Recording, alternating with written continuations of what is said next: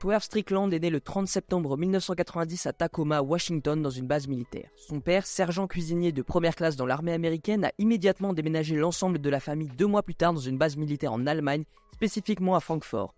Ils y sont restés jusqu'à ses 7 ans avant de revenir aux États-Unis sur la côte Est, à Mount Joy en Pennsylvanie puis en Virginie jusqu'à ses 17 ans. Dès son adolescence, le jeune Strickland s'est rapidement démarqué par ses talents dans le sport, notamment le football et le basket qui auront un impact dans son futur métier. Peu de temps après avoir quitté l'école secondaire, Strickland a ressenti le besoin de suivre les traces de son père et s'est enrôlé dans la réserve de l'armée des États-Unis à l'âge de 17 ans. Il a effectué son entraînement de base en Caroline du Sud, puis a suivi 22 semaines de formation individuelle avancée à Fort Eisenhower à Augusta en Géorgie.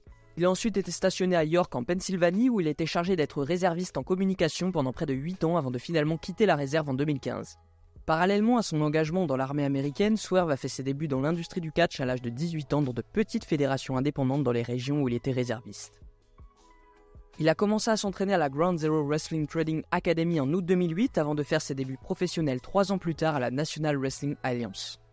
Il a ensuite navigué dans diverses petites fédérations pour se former avant de se faire remarquer et de signer avec la CZW, la Combat Zone Wrestling, en 2012, une fédération qui a vu passer les plus grandes superstars, notamment Jon Moxley avant son arrivée à la WWE qui a marqué les fans hardcore avec ses deathmatchs extrêmement brutaux. Là-bas, Swerve a affronté les plus grands noms de l'époque et a remporté le CZY-Red TV Championship 2 ans plus tard. Et comme beaucoup de catcheurs, connus ou non, il a alterné entre diverses fédérations et a raflé une multitude de titres majeurs avant de relever un ultime défi qui marquera sa carrière, sa signature avec la Lucha Underground. Pour ceux qui ne connaîtraient pas, la Lucha Underground n'est pas une fédération classique. Elle met en scène la lucha libre traditionnelle sous le format novateur d'une série télévisée de fiction organisée en saison, plutôt que sous la forme classique hebdomadaire comme à la WWE. Contrairement aux autres émissions de catch, elle présente également de nombreuses cinématiques et personnages qui meurent au cours des saisons pour nourrir les scénarios jusqu'à la finale. Désormais fermée, cette organisation a su mettre en lumière une multitude de talents de la scène mexicaine et du circuit indépendant américain. Swerve Strickland a intégré cette fédération dès son ouverture grâce à l'aide de son ami Ricochet, qui y participait sous le nom de Prince Puma. Strickland a participé aux 4 saisons et représentait l'un des personnages les plus impactants et importants pour l'entreprise à l'époque.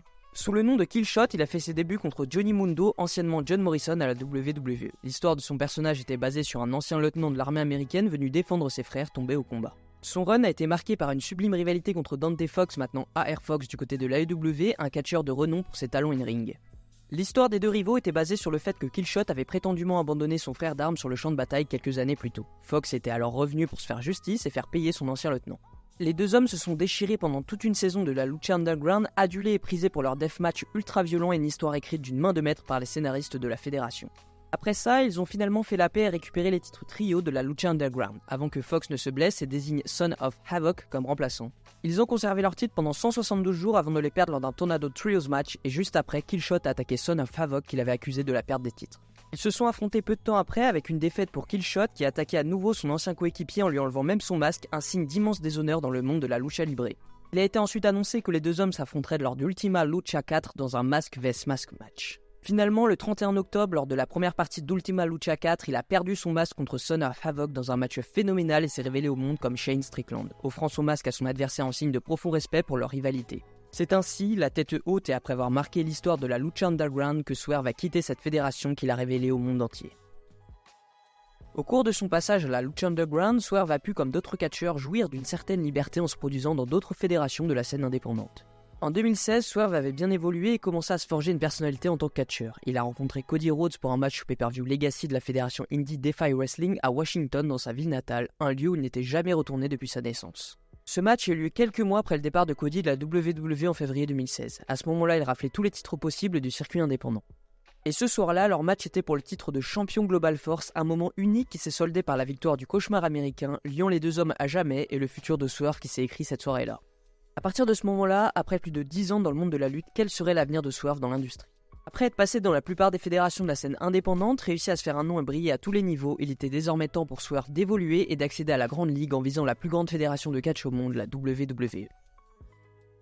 Swerve a ensuite rejoint la jeune fédération Evolve pour affronter Matt Riddle et remporter le titre de champion de la fédération. Son run a été court et intense du côté de la jeune fédération, faisant de lui l'un des agents les plus demandés dans l'industrie du catch.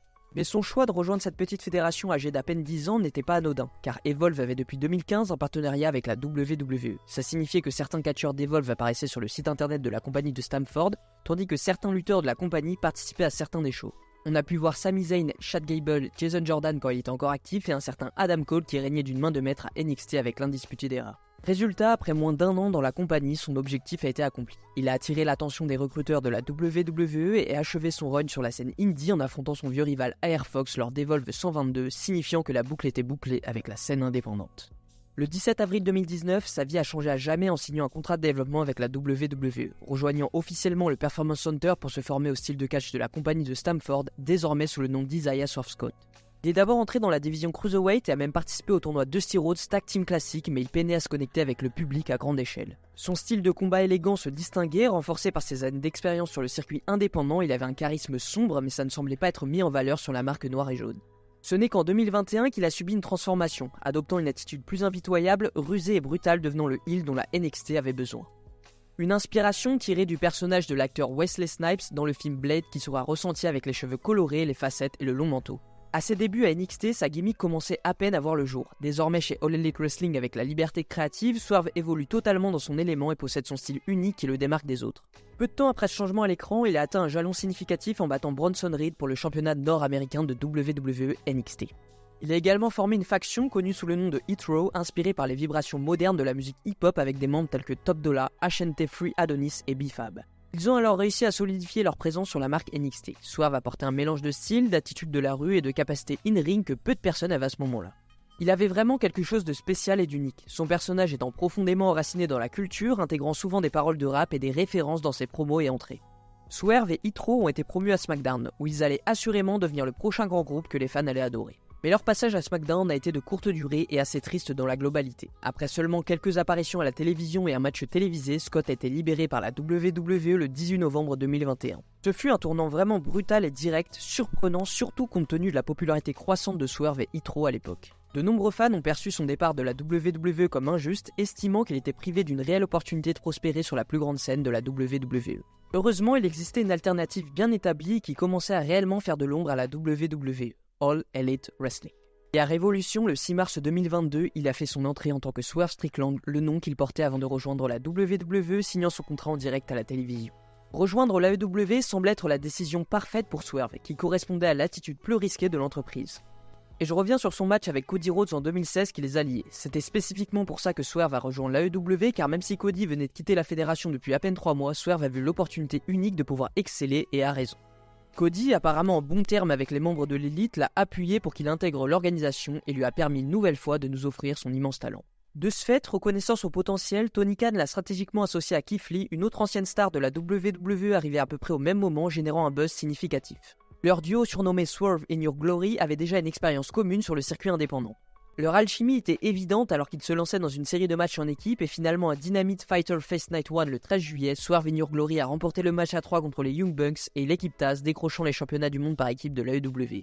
En seulement 6 mois avec l'AEW, Swerve est devenu champion, démontrant les plans ambitieux de la jeune promotion pour lui et Keith Lee. Ils ont ensuite défendu leur titre avec succès contre des équipes telles que les Lucha Brothers et le Gun Club, devenant rapidement les visages de la division par équipe. Néanmoins, il est vite devenu évident que les véritables forces de Swerve résidaient dans sa capacité à jouer un personnage de heel. Keith Lee, quant à lui, n'était certainement pas un méchant.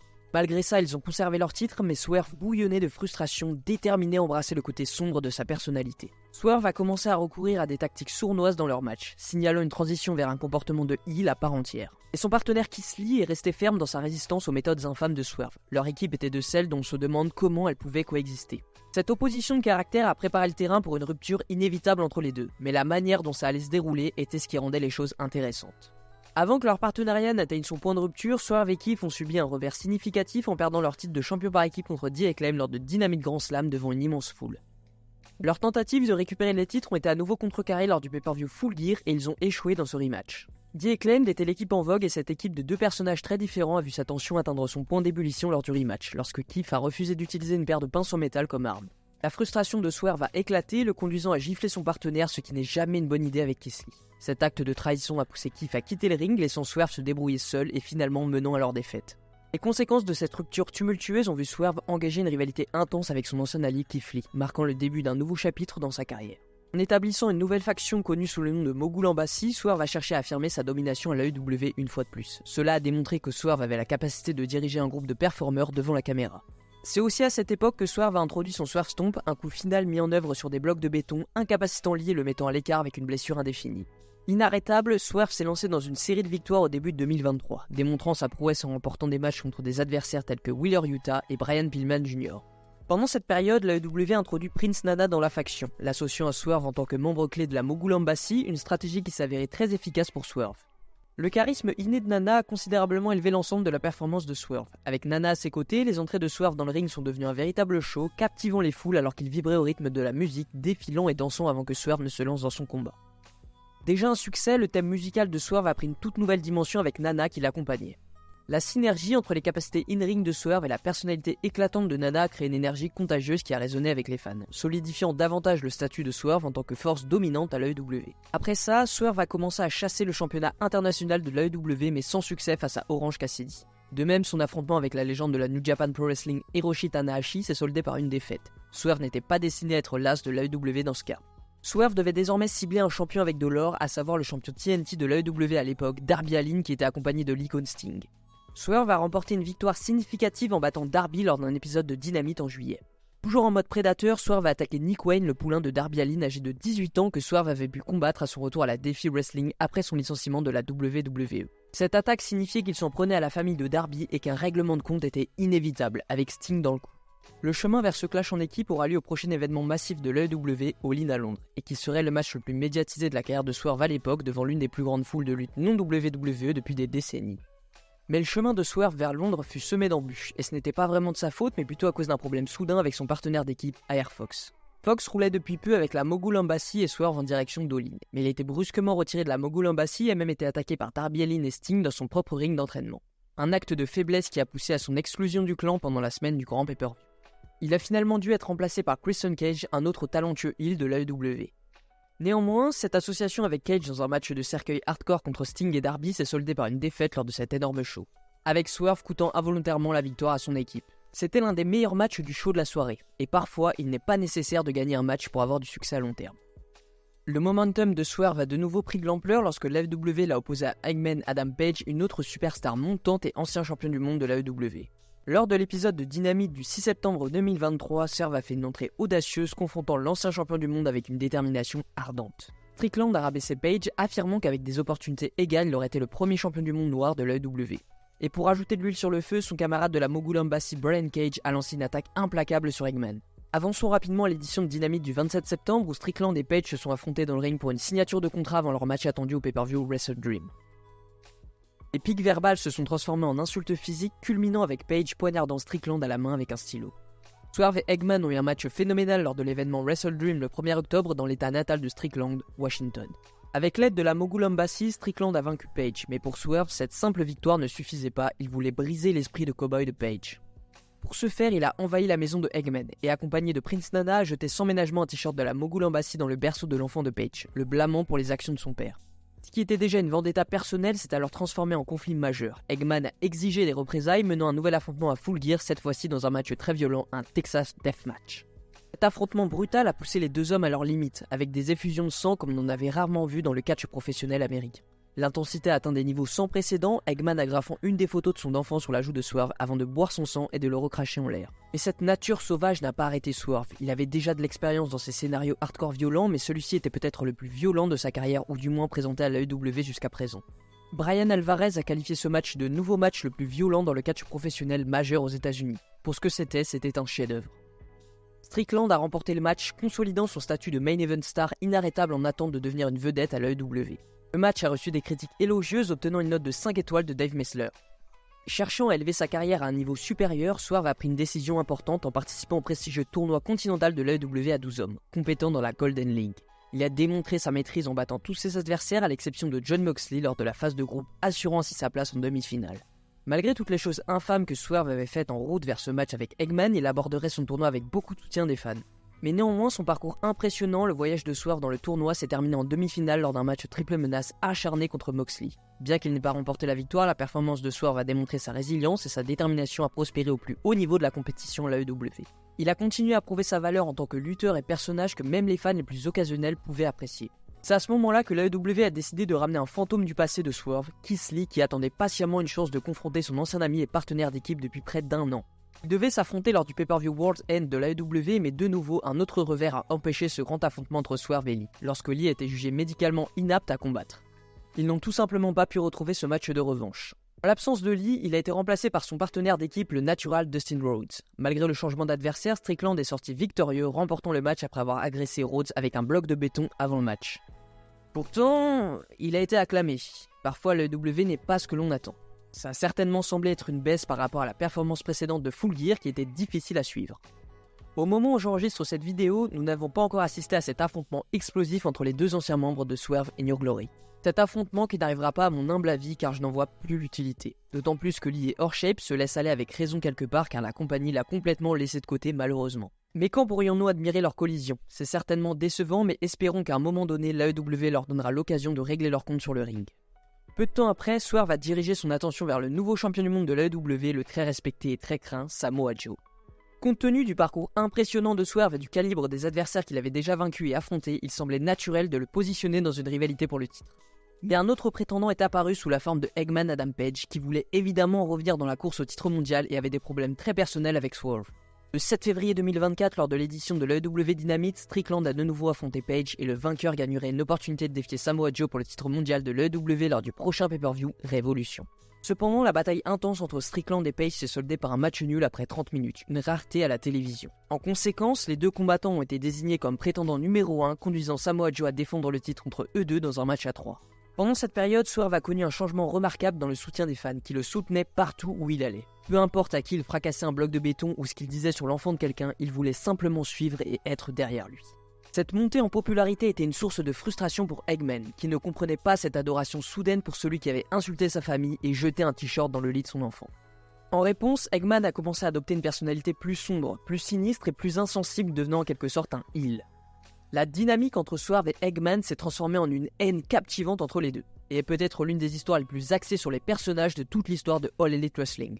Alors que la saga des sentiments mutables et méprisables entre Swerve et Eggman se déroulait, le champion du monde en titre de l'AEW, Samoa Joe, observait de loin avec un sourire narquois, se préparant à défendre son titre dans un match à 3 à Révolution. 2 ans après les débuts de Swerve à l'AEW, il se retrouvait au bord de la conquête du prix ultime, le titre mondial de l'AEW. L'atmosphère à Révolution était électrique et Swerve n'a négligé aucun effort dans sa quête de gloire, contrairement à Eggman qui, quant à lui, a tout fait pour empêcher Swerve de remporter la victoire. Dans ce chaos, Eggman est même allé jusqu'à attaquer 2 arbitres lors du match dans une tentative désespérée d'empêcher Swerve d'atteindre ses aspirations. Malgré les efforts continus de Swerve, c'est Eggman qui a finalement atteint ses objectifs en s'assurant que le rêve de Swerve restait non réalisé en tapant devant Samoa Joe. Oui, Eggman a gagné en abandonnant face à Joe. Le niveau d'animosité affiché par Eggman en refusant à Swerve son moment de gloire était stupéfiant, solidifiant leur rivalité à un nouveau niveau de haine inégalé. Dans l'épisode suivant de Dynamite, Swerve a pris les devants de la scène, exprimant humblement ses remords de ne pas avoir remporté le championnat. Ça a marqué un changement définitif dans sa personnalité qui a embrassé l'idée de devenir un favori des fans à part entière. Malgré ce contretemps, Swerve est resté résolu dans sa détermination à atteindre son objectif ultime de devenir champion du monde de l'AEW. C'est pourquoi, fort de sa détermination, il parvient à devenir l'aspirant numéro 1 titre mondial de l'AEW après sa victoire contre le talentueux Konosuke Takeshita.